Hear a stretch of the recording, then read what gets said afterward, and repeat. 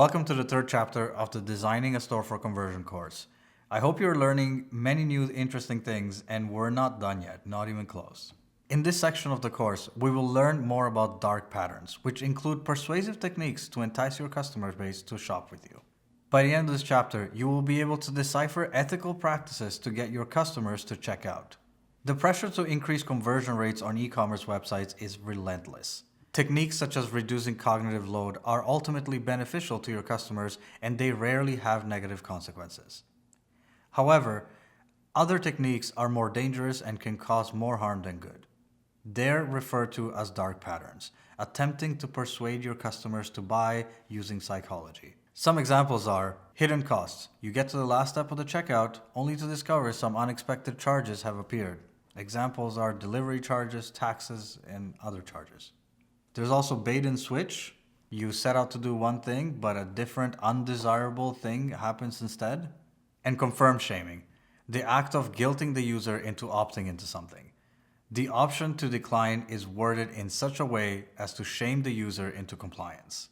The e-commerce dark patterns website is solely dedicated to that, so feel free to consult it when you get a chance. The link is available in your resource guide.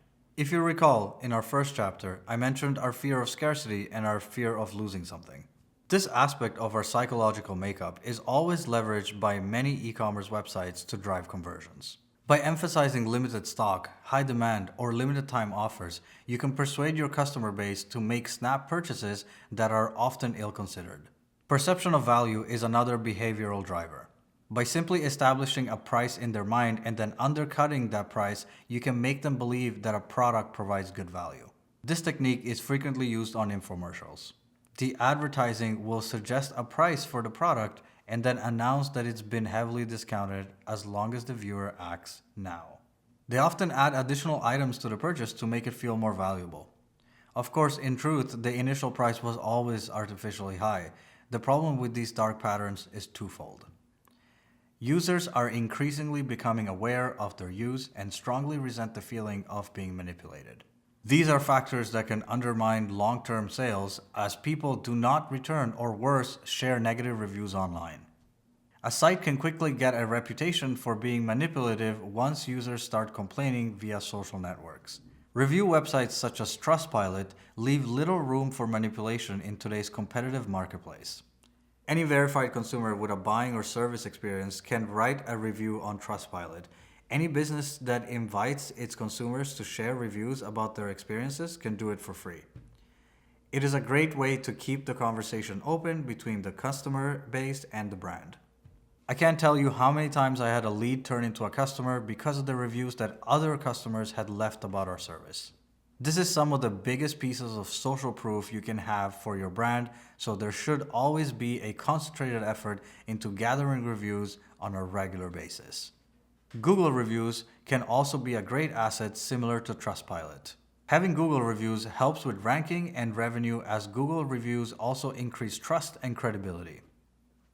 This might sound strange, but a vast majority of 18 to 34-year-olds, 91% of them to be exact, trust online reviews as much as recommendations from friends and family.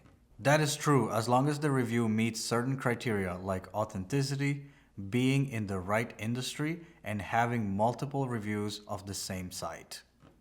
Because Google is one of the most used and trusted search engines, people are willing to give the same trust and credibility to Google reviews that they give to reviews from trusted peers. Dark patterns also create buyer remorse. Even if they persuade a customer to buy, that does not mean that they will go away happy.